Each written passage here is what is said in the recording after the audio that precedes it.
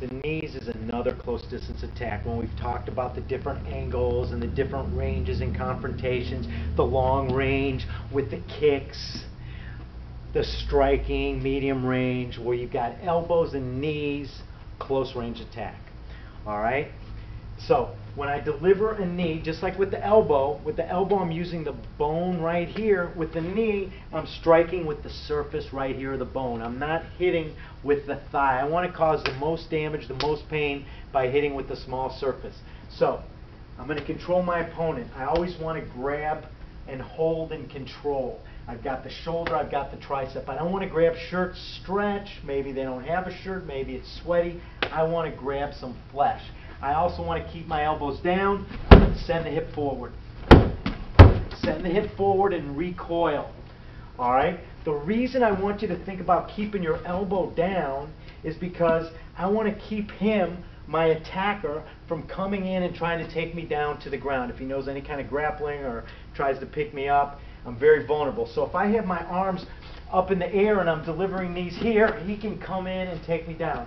If I've got my elbows down here, this can work as a barrier to keep him away. All right? Now, that's one grip. Another grip, can I grip behind the head here and pull the head down in control and keep my elbows down here? Sure. Deliver knees in here. Good. But sometimes you might be in a situation where you don't have control. You don't want to already be in close to the person. Maybe I have a confrontation here, and this is what I want to tell you. You don't need control to give a knee. You can just give a quick knee, send that hip forward, because that's what you're going to have going for you. If you're ever threatened or attacked on the street, I'll tell you right now, the attacker has chosen you because he feels he can beat you. People aren't looking for fights with people who they think that are going to beat them. He's already put in his mind, and he's got the perception that he can beat you. So the one thing you always have going for you is the element of surprise. If you can surprise him with a strong attack in this situation, you feel threatened here, get a knee and get out. Maybe you give a knee and he goes down and you can deliver a hammer fist. Maybe a slap to the ear. All these strikes that we've worked on in the striking portion can be used, put together in different combinations. And we've taught them to you one at a time, but they can all be built on each other. All right, so just to review the knee again. Elbows in, behind the head, wherever I want to make the strike. The main thing I want to think about is sending the hip forward. Now, one other point on this. Think about this. You have two cars. They're traveling down the highway. One is stationary, one is traveling 50 miles an hour.